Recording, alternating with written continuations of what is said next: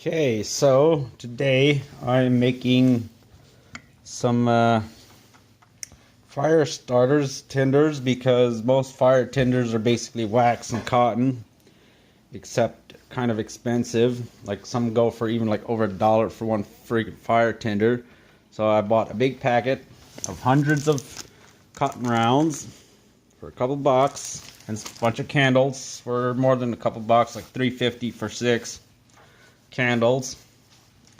And so I'm melting the candles wax into there, and then I'll be pouring it on the cotton rounds so that I'll have hundreds of really good fire tinders. So melting process kind of slow, so let's see what happens. Okay, so the candles melt kind of slowly, so I break them apart and then try to get some thread out, but so they melt faster. They're super absorbent. They absorb a lot of wax and super fast, and so then they're like coated solid and thick wax, so it uses quite a bit of wax. So far I've used almost 12 candles, and I've gotten not a lot for, or well, actually less than 12 candles, or 6 candles will do, say, like, I use quite a bit of wax anyways.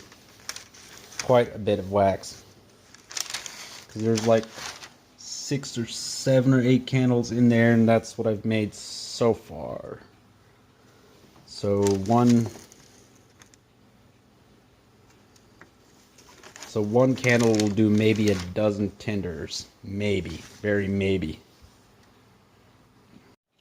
Okay, so I couldn't find I never really, I'm not sure how many were in the bag, if it's about 100 or 200. I couldn't find a thing, or I never looked at the bag to see how many cotton rounds are in the bag, but I got at least half a dozen candles left at the least, because the jar is full and like 8 candles fill the jar. So let's go light one up.